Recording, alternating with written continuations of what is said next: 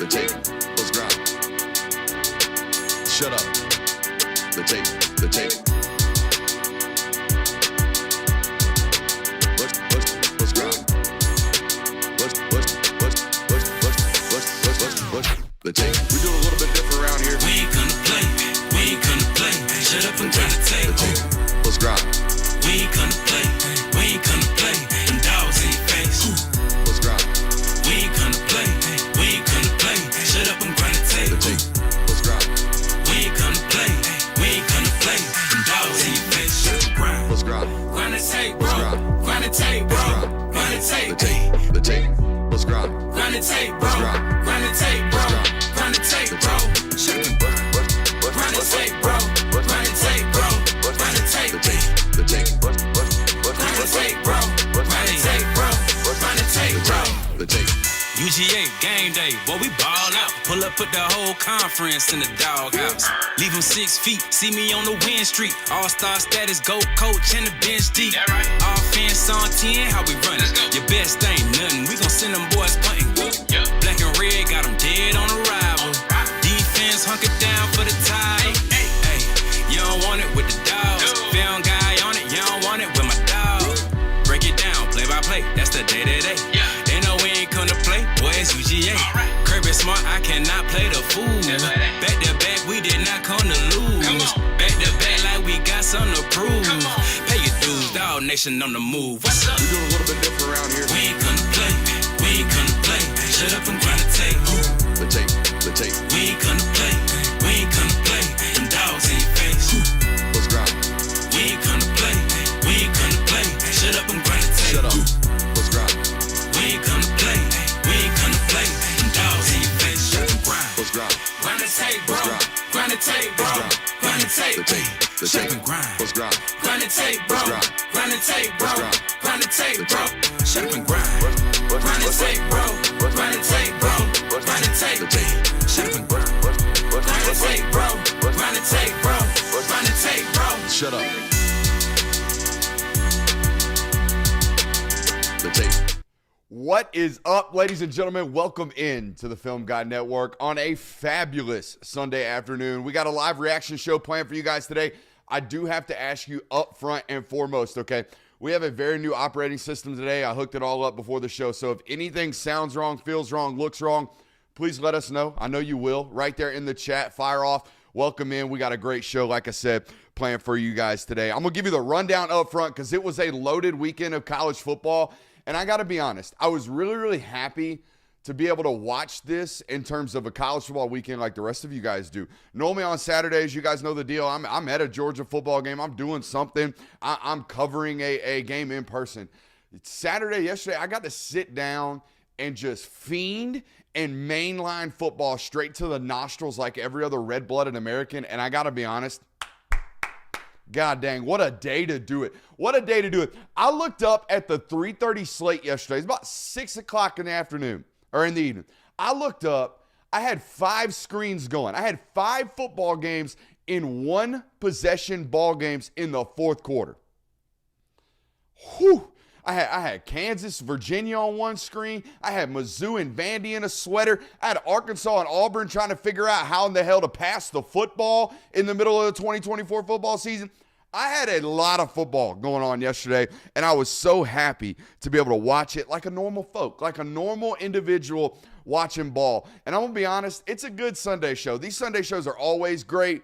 But I think today's going to be special. I think today's going to be special because it's an opportunity to really, really sit down and watch these games like you're supposed to. Watch them all at once like you're supposed to on a 5-screen way you're supposed to on Saturday. Got USC at Michigan we're going to talk about to start the show. A massive football game for obvious reasons. I thought the CBS broadcast did a tremendous job of making this feel nostalgic and making this feel really, really important going into this football game. So shout out to Gary D and the rest of the staff out there at the CBS crew. I thought it was very clear early on in this football game, 2 things. One, USC's offensive line was absolutely outmatched. I thought from the very beginning of this football game, I felt that in this ball game. Number 2, I thought it was very obvious to me early on that both quarterbacks were going to need some type of protection from both their offensive line, obviously, that goes without saying, but really from their coordinators.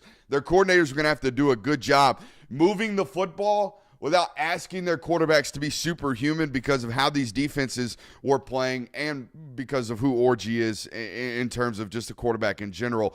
I would say between the road environment plus Michigan's defense, I felt Miller Moss wasn't exactly comfortable in this football game. And I'm going to give Lincoln some credit here in a second, but I got to say this. I know it's really, really hard to run against Michigan's football team, but you cannot become one-dimensional when this defensive line is creating this much havoc and this much pressure, and you're really failing to create massive plays through the passing game. We knew, hey, quarterback kind of erratic right now, quarterback play kind of erratic, offensive line obviously not giving this guy clean pockets. We're going to have to manufacture run game here. We're going to have to manufacture some type of football game. What we can't do is drop our quarterback 60 times in this ball game. That's exactly what he did. They dropped back 56 times, sacked 6 times in this ball game, 28 of 51 in this game for 283. The pick 6 was obviously a major swing in this ball game as well. And I felt like if Michigan or if USC was not going to be able to run the football, particularly in the second half when Michigan's offense was beyond stagnant. We're going to get to it in a second. Michigan's offense was beyond stagnant, and I felt like as a USC offense, we just didn't do a good enough job burning clock with a multi-possessional lead there in the second half. We can't only have, I think I had 16, 17 rushing attempts in this football game. You cannot become that one-dimensional when you know the opposition is that one-dimensional. You know the other teams only got one way of scoring the ball, so all we really got to do is limit possessions at the best rate we possibly can. And I know Michigan's defensive front, very, very overwhelming, and ultimately probably, I would say, won them that football game, right? They Michiganed their way to a win, and I want to talk about that right now, but or in a second. But I thought at one point, man, I really did. I was texting myself, writing notes, and I really wrote a note down there saying, I think Lincoln Riley might be able to Big Ten his way to this dub. Like, I felt at one point USC was Big Ten in it a little bit better. Like, they were the ones making the swing plays defensively. They were the one tackling. They were the ones forcing Michigan to be a really, really one-dimensional football team, right? The tackling up, I don't know why. I'm so cold in this studio today. Might be the nerves, might be the energy, might be whatever it is. The defense was making swing plays. The tackling at one point seemed much improved. For 3.5 quarters, we felt like USC, I even tweeted, USC can tackle. USC's defense felt like at one point, hey, man, they might be the better unit here, or at least they might have the biggest advantage against the unit that they're facing for Michigan's offense. They held Michigan's offense in the second half without a first down until that last scoring drive, and then all the wheels fell off. All the wheels fell off. That 77-yard run towards the end of that football game, that was straight up run through 3 arm tackles, run through 4 arm tackles, 63-yard explosive, and that was pretty much it at that point in the game. I do want to give a quick shout out, and this guy's been playing well for the last 4 years, so we probably should have been out here talking about this guy on this network for a little while now. My man Eric Gentry, number 18 for USC, NFL football player, 6'6", 215, runs really well. The peanut punch on the football at the end of that ball game was just Eric Gentry, an elite football player, felt like he deserved a singular shout out here because he's deserved a singular shout out for the better part of the last couple of years. I felt like on this defense. As for Michigan, I want to give credit, but I also want to criticize because what in the hell made you think you can beat Texas any other way than this? What makes you think you're going to be able to win football games this year against good football teams any other way than this? You're going to have to play defense and run the football to wins. And if you can't play defense and run the football, then you just ain't winning that day. Like, by the way, this has kind of been Michigan's MO for like the last 2 or 3 years. Like, McCarthy, very, very traitsy. McCarthy would get them out of situations when running the ball on first down and running the ball on the second down didn't successfully work. So now it's 3rd and 12. Hey, JJ, can you be great Well, now, and this might be the difference between 10-2 in the Big Ten and running the table and being an SEC or a national champion. Now the difference is, hey, first down, second down runs didn't work. Third down, let's protect the football and punt and trust our defense. Play a game of field position. Maybe we can shorten this one. Maybe we can get a turnover. Maybe we can get – that's the type of recipe for success. It's not going to be, hey, maybe we can be a balanced, really good pro-style offense today with our backup quarterback who is a walk-on. No, bud. That's not going to work. That's not going to work at all. So kudos to you guys. But also probably should have been doing this earlier in the year, right? Again, unless y'all just must have seen something from Orgy in practice where he was absolutely just horrendous. And if that's the case, then okay, right? If that's the case, then you go with the Warren Cat. You see what you can do. You hope that he doesn't turn it over. And you hope you have some semblance of a passing attack. That was obviously not the case with Warren. Now you become a much more explosive running game. And this is what we talked about, in the week leading up to this ball game, right? We talked about how even if the passing game looks terrible, at least this dude's legs are going to open up the run game from an explosive standpoint because you're going to balance the count, right? Gaps get a little bit stretched further when, hey, our quarterback can't keep it out off the outside back edge, right? So now we've got backside lanes opening up. Now we got linebackers having to be a little bit more disciplined, right? We got some hesitancy and gaps start to open. So now when Donovan Edwards takes care of the +1 defender, you don't have to take care of the +2 defender too, because now the +2 defender is being occupied by the quarterback's legs. So the kind of analysis about Michigan's offense was nailed right to a T. It just, again, credit, but it just makes me wonder, like, why did you think you had a chance any other way than doing it right here, right? Unless you saw just absolutely horrendous play during practice, and we understand that, right? We understand that. Man. Buckle up, Auburn fans. Buckle up, Auburn fans. This one was ugly.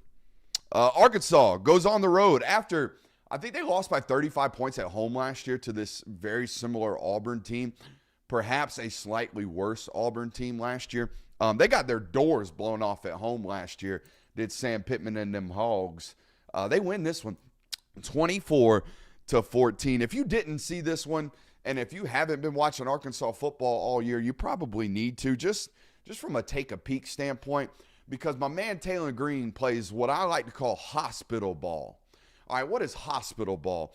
Hospital ball is every time the man takes the snap, he's either going to put himself in a position to perhaps end up in the hospital via running the football, because he tries to play like Cam Newton, but doesn't have Cam Newton's body armor of a 6'6", 260 pounds.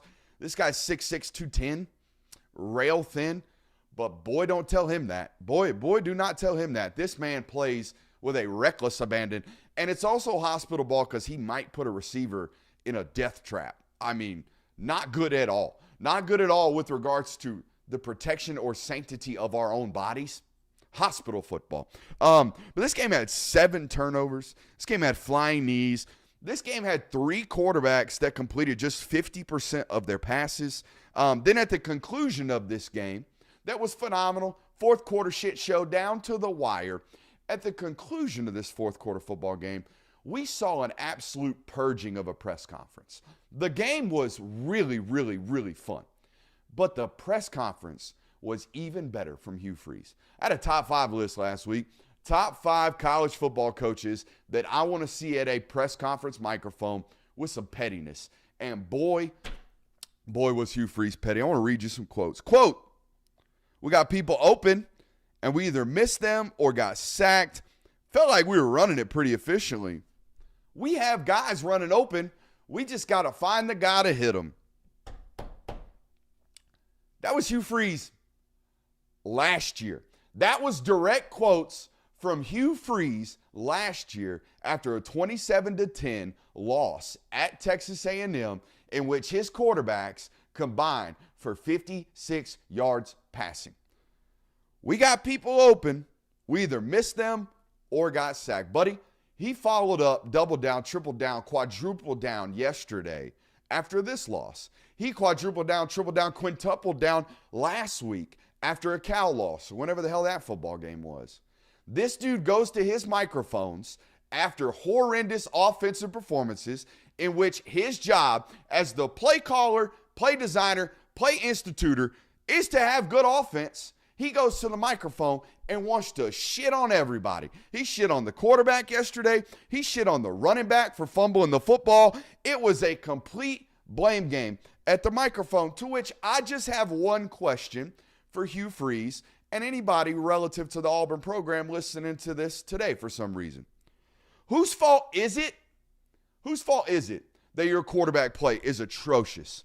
Because you sat there last year and did the same thing. You sat there last year and watched this quarterback room be absolutely awful, and all you did was purge Robbie Ashford out of it via the transfer portal. You didn't make no additions. You didn't go into the transfer portal and get nobody. You didn't go out on the high school recruiting trail and land an elite prospect at that position.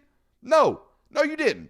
You told everybody all offseason, you told your entire fan base, we are more than a quarterback away. We are more than a quarterback away. That was one thing you told everybody, while also sitting inside your own building, I would imagine, and telling everyone, including yourself, hey, we can coach Peyton Thorne to an 8-4 season. We can make some improvements on Peyton Thorne. We can get better here.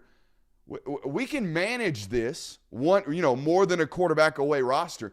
We can manage this roster with Peyton Thorne to a reasonable 8-4.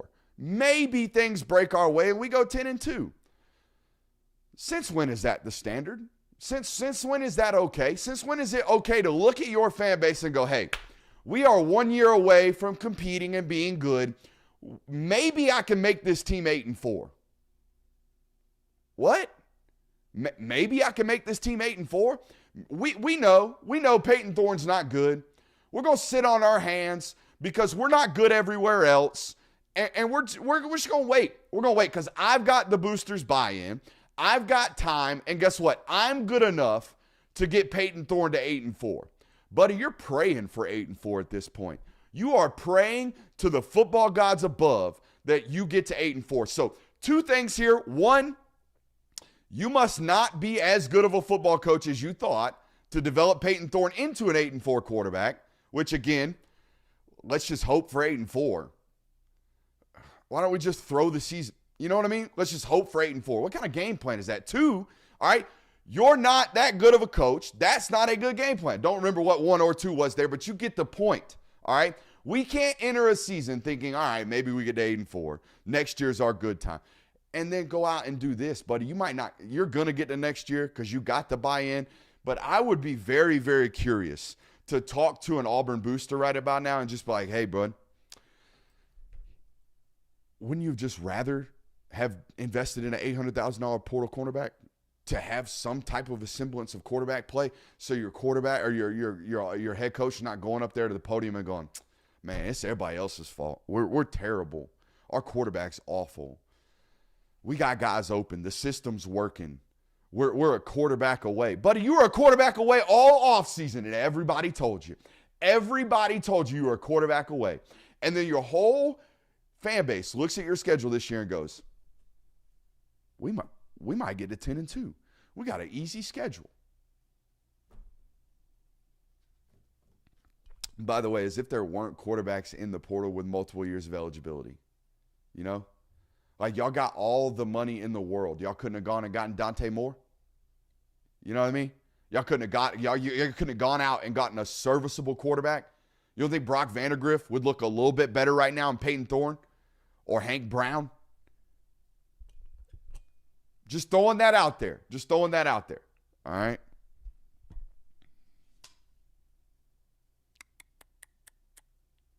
Praying for 8-4. That's crazy. Anti-Will Howard deep state, stand up. Anti-Will Howard deep state, stand up. Boys and girls, I have no idea what to do with this Ohio State football team because how could you and how will you? We won't know until week 7 when they go to at Oregon. They play some shit even before then in the Big Ten. So we ain't going to know nothing about them. But I think I know. I think I know something. I think I know they're hiding a quarterback right now. or at least they ain't having to ask their quarterback to do very much.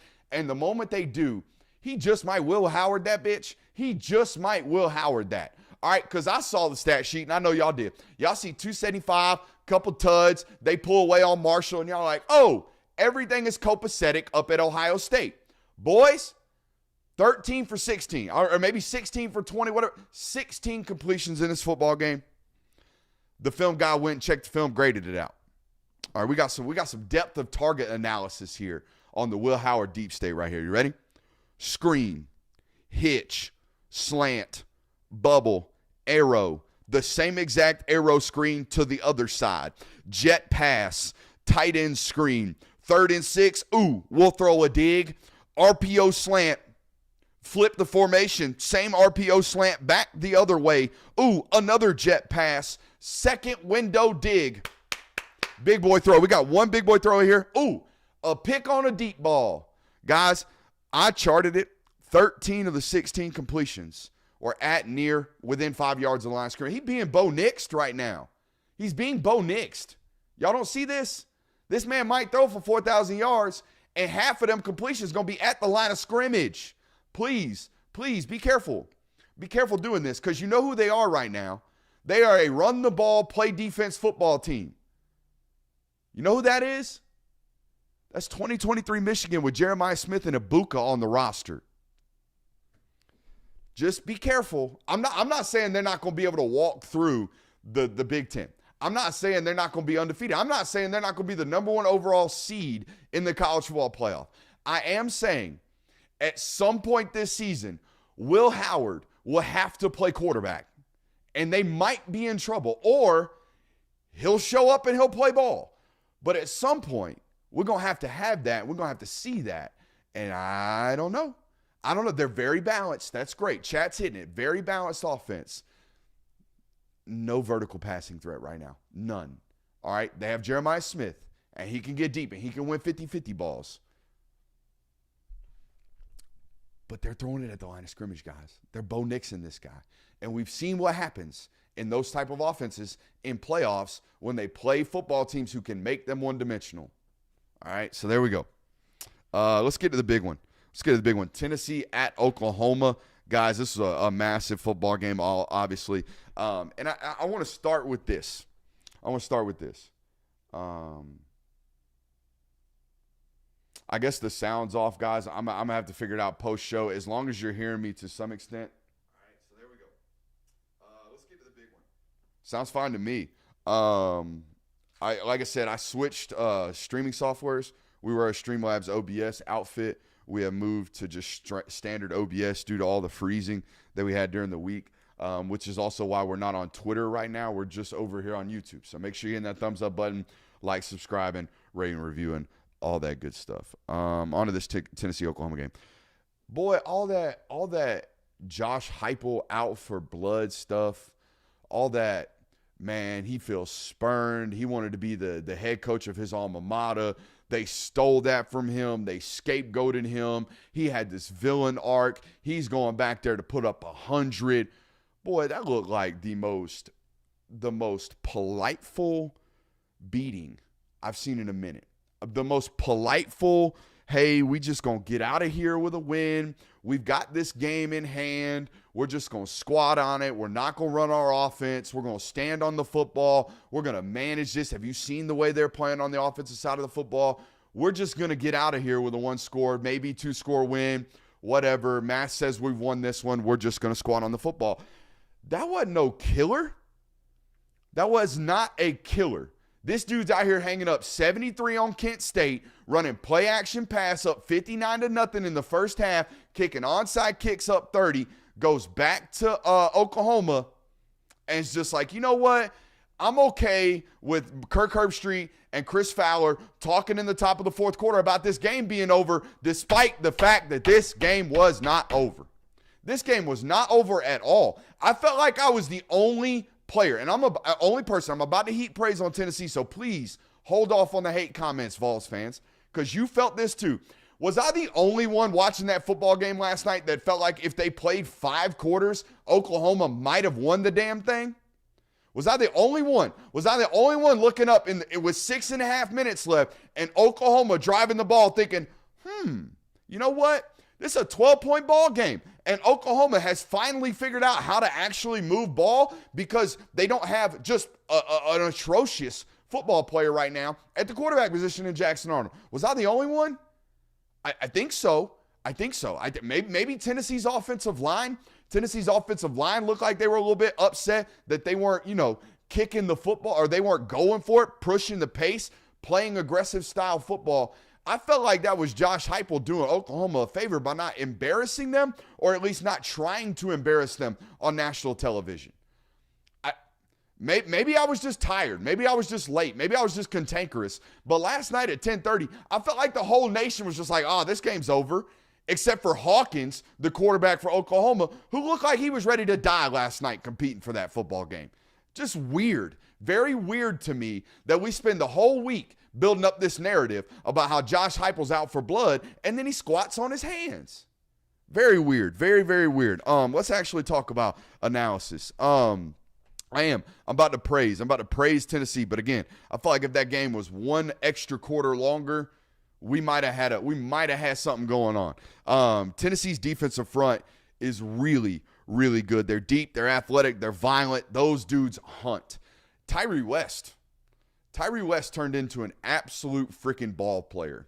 All right, and he was a Georgia commit, and he was flirting with Alabama, and Ohio State wanted him as well. This is a kid out of Tift County High School in South Georgia that was really, really, really athletic and twitchy, turned into exactly that in the SEC. Obviously, everybody knows about James Pierce, but they rotate defensive tackles that are really, really athletic and violent, and they're able to keep everybody fresh, and they've obviously done a lot of development. There were questions about Tyree West, in my opinion, is this guy big enough? Is this guy physically gifted enough to be great? I know he's a great athlete, but is he going to develop into a hunter and into a really, really violent guy on the SEC level? Yeah, he did exactly that. Anthony Josephs. I'm talking about these guys because I had direct firsthand experience with them as recruits in high school, by the way.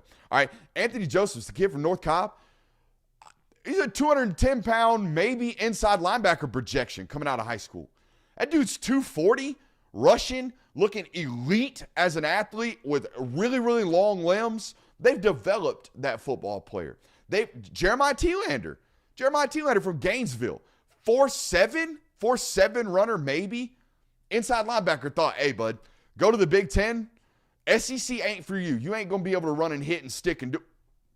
Playing meaningful snaps. So from a strength and conditioning standpoint, that defensive staff, that whole entire program has done a tremendous job. They look violent. Quarterback play from Oklahoma for 3 quarters was unplayable. Awful. Now, really hard to play good quarterback when your offensive line is not doing shit, which is where I'm going next. You ain't going to find one. You ain't going to find an NFL football player on that Oklahoma offensive line. Not a single one. So we have atrocious and unplayable quarterback play, and we have not SEC standard offensive line play. It's going to create absolute havoc. And I feel like that offense at Oklahoma right now is straight up spoiling a top 3 or 4 defense in this conference, which makes them a top 10 defense in all of college football. They are ruining that. Because I thought Oklahoma had the perfect game plan. Now, I tweeted about it. Brent Venables calls defensive plays with a wheelbarrow between his legs. Way too many safety pressures. Way too many one safety in the middle of the field. Way too much corners on an island stuff. But because, you're big enough, you're physical enough. You were stopping the run without all the additional bodies. But it created some of those havoc plays for them. So Venables put it out on tape. This is how we attack them. This is how you try to do it. 3-2 defense, right? 3 down front, 2 linebackers in the box, a couple of extra outside linebacker body types / safety body types, big safeties that were playing in the extended box area that were going to make it really, really hard in terms of the picture. A lot of zone coverage, people dedicated to the pass. They put it on tape. Here's what I will say, though. They admitted, they told the television broadcast, we spent 7 months preparing for these jokers. 7 months. And I felt like they executed the game plan and did a tremendous job. But, Jackson Arnold did absolutely everything he could to lose this football game for Oklahoma offensively. Turned it over, did not, efficiently move the ball. And a lot of that, again, credit to the Tennessee defense. Awful quarterback play, which I'm going to say it right now. Very clear to me Brett Venables has a hole in his approach as a head football coach. Because what in the hell did you see from Jackson Arnold for 8 months to run Dylan Gabriel out of town? Because you're a Dylan Gabriel away. You're playable quarterback away from that game being 12-10 at half, from that game being 10-7 at half, from that game being winnable for your defense in the second half. You're Dylan Gabriel away from maybe winning that football game, having a top 10 defense in the country, and being a top 8 football program. Top 8 football program. So I don't know what here's what I do know. Because I even saw it play out in that football game when Jackson Arnold gets removed and then the Hawkins kid shows a sense of life to your football program. Your evaluation of quarterback play must be really, really suspect. Must be really, really suspect. Because you let a serviceable 4,000-yard passer walk out of your door for this one, and then the backup walks right in immediate life. Your quarterback evaluation just cost you a top 10 defense. Can we say that? I think we can say that. All right. So we've got 2 examples right now. Auburn thinking we can 8-4 Peyton Thorne. Wrong. Oklahoma, get the hell out of here, Dylan Gabriel. It's the Jackson Arnold show. Hitching to the wrong wagons. By the way, I just want to prepare everyone for this. Tennessee's got Bama at home, at Georgia. That's it left on the schedule. All right, wrong ones, right? It's the SEC. You can get snuck up on. But in terms of real football teams left and winnable or losable football games on paper for them, it's Georgia, it's Bama. They're automatically 10-2. They're probably automatically in the playoff right now as an 11 seed if they do nothing else. Just going to let everybody know that right there. All right. Mizzou got taken into deep water. And it was obvious. I turned this football game on mid-first quarter, and I tweeted, fourth quarter fist fight. They going into the trenches right now. They getting dragged into the deep water of the ocean with some sharks, a.k.a. the Vanderbilt Commodores, is the Missouri Tigers. Why? Couldn't stop the run. Could not stop the run. And you're going to look at the box score, and you're like, Brooks, they only gave up $146. It wasn't about that. They could not stop the run when they needed to, and the whole stadium knew that they was fitting to run the ball. Check this out. My man Pavia, whatever. My man Pavia and a version of Pavia and a version of this offense needs to be the Vandy offense the rest of time. They're running a pseudo option. They're running a brand new, it's like very akin to Georgia Tech, what they're doing. It's very akin to a spread wishbone offense, essentially. 21 personnel out of pistol, and every single time they needed a first down, Pavia's legs were the play call. It was, hey, put it on three's back. He ain't very big. Let's just let him figure it out. This is a non-explosive option football team, okay? And when executed perfectly, they will just dink and dunk 3 yards in a cloud of dust this football all the way down the field. They were 4 of 14 on third down. 4 of 14 on third down. So what does that mean? They were bad on third down. But how did they convert those few third downs? How did they manage to convert them? Well, every single time, third and very, very short. You know why? First and second down runs were successful. If they don't have success running the football first and second down, they punting on third or punting on fourth. I'm telling you that right now. They converted 4 third downs in this football game, went on to score on all 4 drives. The 4 third down conversions. 3rd and 1, 3rd and 3, 3rd and 2, 3rd and 4. All converted with runs. It's an option offense. And Missouri, for the life of them, could not figure it out. The entire football game. Just kept getting it just poked on them all the way down the field for scoring possessions. Vandy ended up Vandying it at the end. They did. They ended up missing a field goal in double overtime, and we all know how they lost it. But I want to bring this to you for two reasons. One, Vandy's going to do this to somebody else in the conference. If you're not prepared to stop the run and stop the option particularly, you are in a fourth quarter fist fight. It might be 23-14. It might be 23-17. It might be ugly 10-7. But you're going to be in a fourth quarter football game against Vandy this year if you can't stop the option. So just go ahead. And by the way, Vandy, don't ever stop.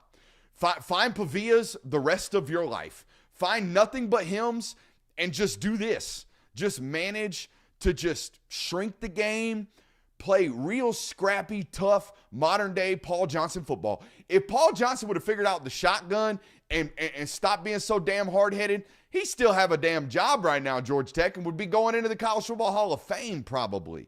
All right? So here, Clark, it's right here for you, baby. Right here for you. Just do this. Just do this the rest of the way. You'll be all right. You'll be all right. You might save your job. I think you already have, by the way. I think you already have. You beat Virginia Tech at home, which we found out is a terrible football team. You beat Virginia Tech at home in overtime. You take Missouri, the number 7 team, on the road into double overtime. Job made. Hell, they might give you an extension. They might give you a raise out there at Vandy. Other note, and this is a bye-week special right here. This is the only type of elite analysis you're going to get when Brooks has opportunities to watch football like the common folk. Ladies and gentlemen, Missouri's in trouble, and here's why. About 7:30 last night, I'm scrolling through the ESPN. We could be like Tiger Woods and his daddy.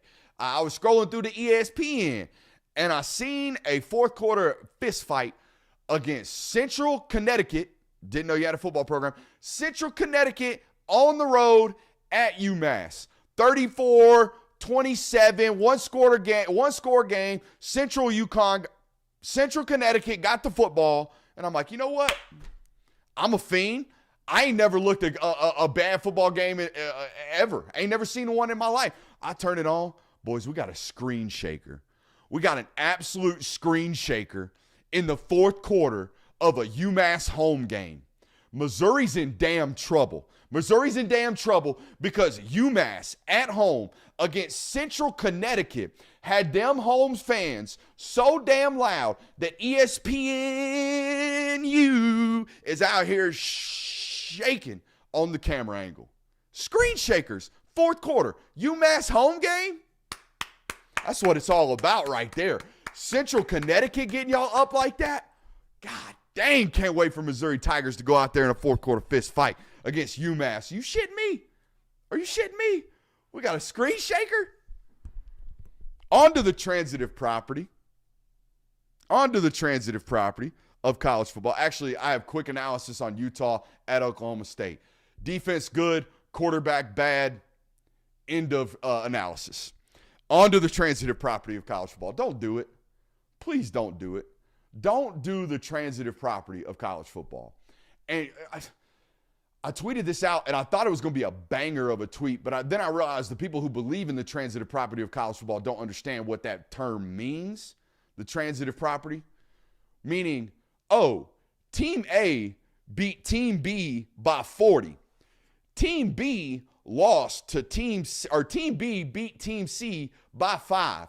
Ooh, Team C is going to get beat by Team A by 70 because they must be terrible. Have y'all not figured this out yet, that this does not work? Did you know, by the way, I did this before the show. Did you know that I could take the transitive property and take 0-4 Pikeville University, the University of Pikeville, a.k.a. UPike. Did you know that I could take 0-4 NAIA UPike and technically make them, quote, better than Missouri via the transitive property of college football? You know that, right? I can do this. I can stretch this all up and down my timeline all day. I could sit here all day long and go, you know what? Clemson got the absolute doors blown off them by Georgia, turned around, beat the shit out of NC State 3 weeks later. Damn. Georgia must be really, really good. Could be a thought. Oh, wait, what's this other piece of data here? Tennessee beat the shit out of NC State. Not good. Not good. Well, we're going to apply this in a 1,000 different ways to the analysis of Georgia versus Tennessee. That ain't how college football works. We know this. We're dealing with 17 to 25-year-olds, or in the case of Utah, Oklahoma State, we're dealing with 17 to 35-year-olds. We can't be out here expecting consistent results. Can't be out here expecting consistent transitive property analysis. Don't do that to yourselves. Don't do that to yourselves. You're going to set yourself up for major, major failure, and false hope, false sense of security is what you're going to set yourself up for. Okay? Don't do that. Colorado ending was nuts, huh? I felt like you can't do a Sunday reaction show without talking about that play. Great play. Awesome. I want to talk about this. I might go chart it. Shedeur Sanders, Colorado, offensive line, terrible, right? Give up a bunch of sacks, all that good stuff. Offensive line, bad. They can't protect him. He holds the ball too long. Buddy, they call plays, and I tweeted about it. They call plays like I do on video games. What's the down and distance? Don't fucking matter. 4 verts. What's the down and distance here on 4th and 6? Don't matter. Double post, square ends. Coach, we need 6 yards. Average depth of target today is 25, so who gives a shit? Coach, we need 5 yards. Yeah, but I'm trying to get 60 right here. Y'all watch that football. I don't know how much y'all watch Colorado football. I turn them on because I think they're fun, obviously. They're fun to watch, as we saw the end of that football game. But, dude, they call plays like Shedeur Sanders is a road to glory football player. Like they're trying to end the game with a 28 for 56 stat line for 700 yards. That's the way they call games. And you know what? Man got a stat line every single time. They won that game on the last play of the game last night, and it goes into overtime, and they win in overtime. They shouldn't have even been there in the first place. I have felt like since they fired and scapegoated my man from Kent State, that this offense has been terrible. Terrible from a fundamental core principle standpoint. And I know they've got NFL minds over there, right? They've got former NFL offensive coordinators calling their plays. Yet, again, 4th and 6, it's just the epitome of their offense. 4th and 6, we got 2 posts. We got a 15-yard square in, and we got a 20-yard comeback on the backside. And it's like, shit, we got sacked. Yeah, you got sacked. You got sacked a lot, or you're going to get sacked a lot. I can't wait for Shedeur to go and play for what I would consider a very, very good coordinator on the NFL level. Y'all know this, right? This guy's going to get so much better because he's going to be surrounded by, good coaching. Boy, the ACC is bad. The ACC is bad. Really bad. UNC's horrible. They give up 500 yards in the first half to James Madison. Bad. FSU, we all know, is horrible. NC State's god-awful. Wake Forest, trash. Virginia Tech, Kyron Drones, Who's good? Who's good in the ACC? Are we at the point right now where we're looking at the ACC and we're going, all right, Miami's good. I guess Clemson's figuring it out. And is the 3rd best team Boston College?